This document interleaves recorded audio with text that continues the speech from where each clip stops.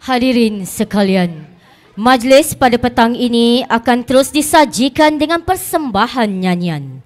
Terimalah adik Lokman Haris bin Samsul Kamal dan penari-penari klub seni budaya Siska Sukses dengan lagunya Umpan Jinak di Air Tenang. Dipersilakan.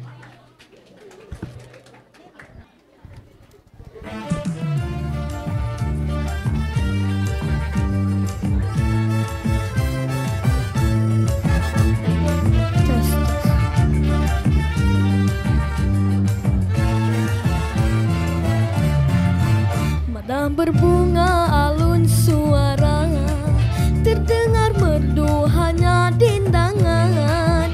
Madah berbunga alun suara, terdengar merdu hanya dindangan.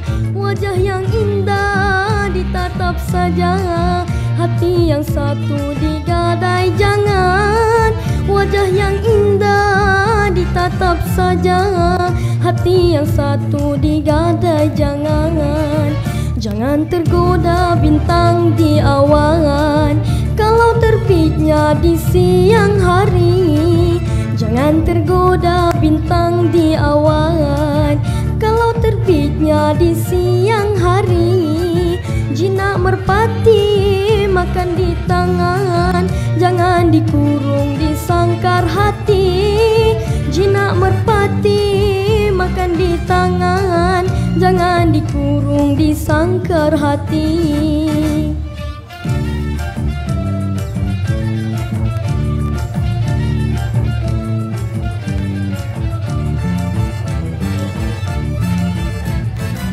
Seribu senyum, seribu mada, mungkin dikuntum racun yang bisa.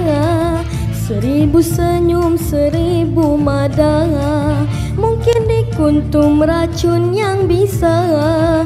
Kalau terkorban jiwa merana, seribu sesal apa gunanya? Kalau terkorban jiwa merana, seribu sesal apa gunanya? Merdu didengar, indah dipandang, awaslah umpan di air tenang.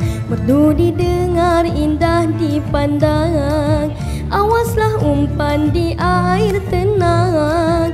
Kasih dan budi bukan mainan, tergadai hati jiwa tebusan.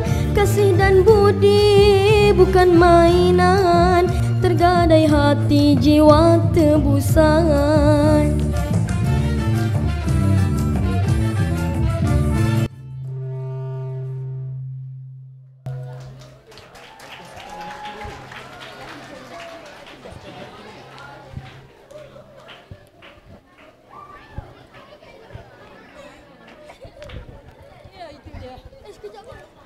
Majlis merakamkan jutaan terima kasih kepada Lokman Haris bin Samsul Kamal dan penari-penari di bawah bimbingan Cikgu Rabita dan Cikgu Rohani.